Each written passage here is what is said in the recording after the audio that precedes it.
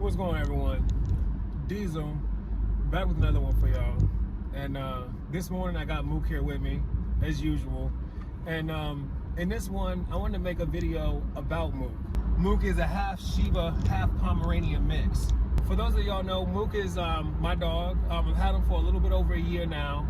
He's actually a little over a year. I got him about 3 months old. He's from Philadelphia. Yeah, I mean, he's my dog. He's the perfect dog for me.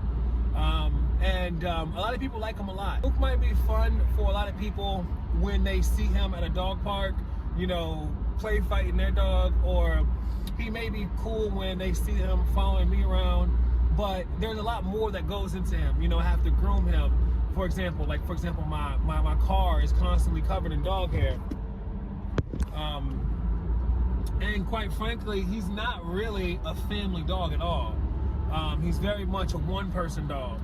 And he very much has his own vibe going on. But his character is very vibrant and it's very robust. And I want to talk about that. The reason why Mook's character is the way it is, and the reason why a lot of people love my dog so much, for those of you out there that want a dog that's vibrant, has character, is because I'm constantly taking him out. And I'm constantly cultivating him.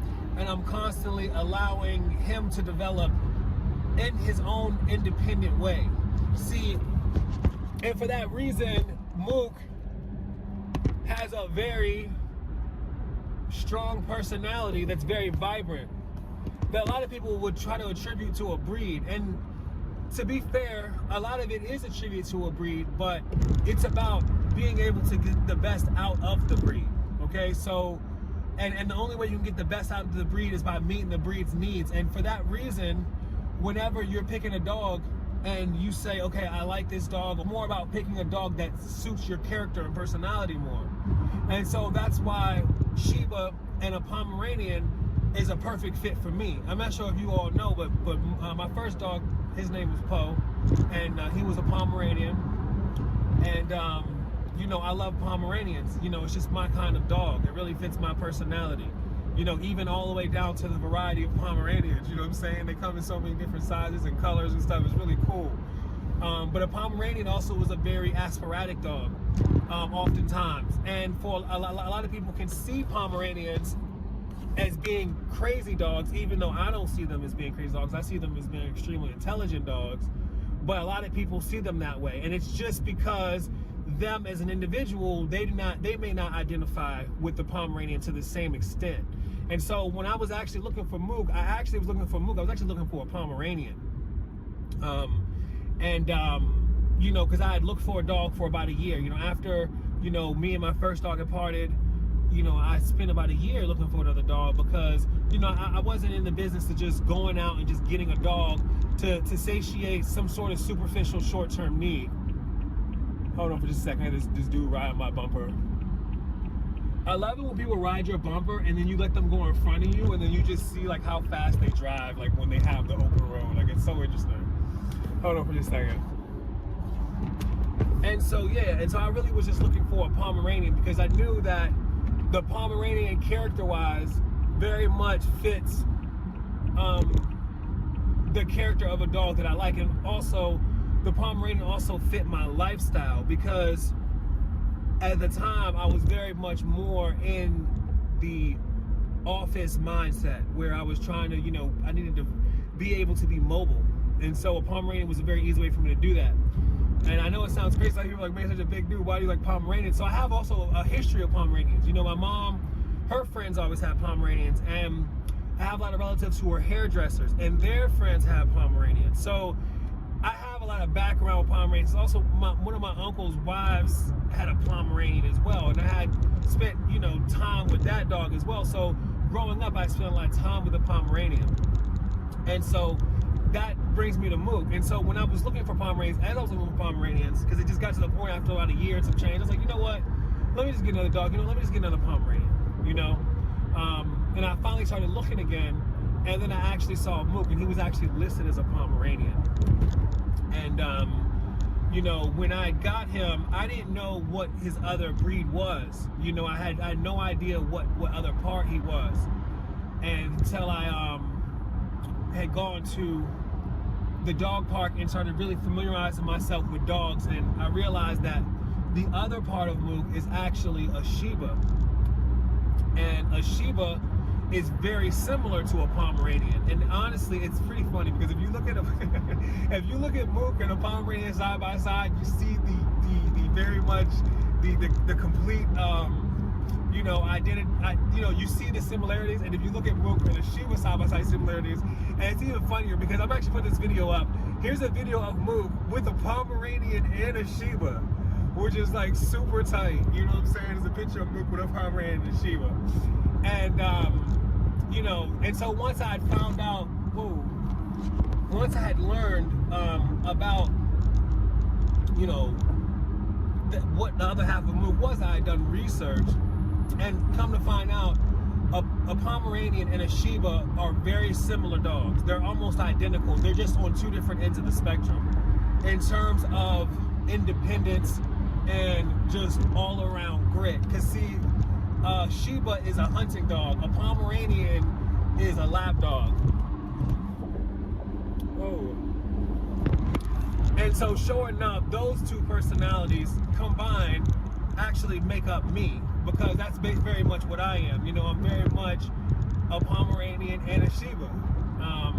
And so that's why me and Mook work together so well, so synergistic. That's why our relationship works together so well. So it's not so much just a Shiba or a Pomeranian thing. It's a driving through Maryland and DC, like that, especially like that connection between Maryland and DC is like, damn, yo, motherfuckers be really doing a lot. Anyways, that's really what it is. And so us together creates Mook as the Shiba. I mean, as a Mook as he is. You see what I'm saying? That's what creates the amazing dog.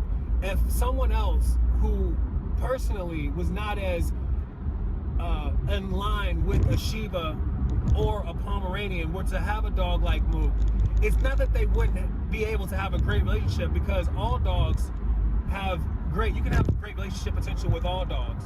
It's just that you wouldn't have the same character dog, and you would find yourself with a lot of conflicts, because Pomeranians are notoriously hard to train, especially potty trained. And Shibas are notoriously stubborn. Shibas are notoriously stubborn, very adventurous and independent. And so if you don't meet, and also these dogs have very high energy needs. Wow, driving is really a situation. These dogs also have very high energy needs. And so I can go to a dog park and meet someone, and they could see my dog Mook and be just, you know, be like, my gosh, this dog is phenomenal. And they would think to themselves, well, I should probably get the same type of dog. Wow, hold on guys, this exit is just annoying as hell. Hold on. What is going on? What is going on? Alright, I think I figured it out. Yo, this exit is crazy. Yo, shout out to the exit off 295. And y'all may know what I'm talking about, because I really don't know, because I really don't take this exit that much. I'm just looking at the GPS. But shout out to the exit off 295, the one with all the weird cones and loops and shit like that, and lights and bridges. Anyways, so they would be enamored, but see, at the same time, it's like that type of dog might not be the best one for them. And so that's why I really wanted to make this video, because I don't want to particularly discourage people, because I did notice a slight spike in Shibas, oh my gosh, and Pomeranians. Yo, this exit is wild. Hold on. The GPS is wild. And I just don't want to contribute to a thing unless people really knew what they were getting themselves into. They're like, look, it's even now, Mook is crying. And if you want to know how I know Mook, another indicator I know, even his pitch of his voice is very, very, very high. And when I first got him, he used to bark at everything. It used to be this long, this really high-pitched, super yappy bark. So once again, these are things that come with these breeds that should be considered. Now, I will say, if you're watching this video and you're like, yo, I love Shibas, you know, I did my research. Hold on, these motherfuckers is really doing way too much. So you may be looking at this video and you may be like, well, you know what? I still feel like I'm a Shiba person. What I want to do is I want to give y'all some other indicators that, or some other dogs that are similar to Shibas too, that you might want to also consider. So you have Shibas, okay? You have Pomeranians, all right? Then you also have the African dog, which I'm forgetting off the top of my head. Then you also have Jack Russell, okay, which is a similar dog. And then you also have, last but not least, you have the big version of the Shiba, all right? And I'm forgetting all these names because I'm driving and I'm just had to deal with so much crazy stuff in traffic. But anyways, you guys, I'll put that stuff in the video. You'll see the names of these dogs. But these dogs are very similar dogs to Shibas. They're just different ends of the spectrum. And one dog that I really do like a lot, the Basenji, the African dog, the Basenji.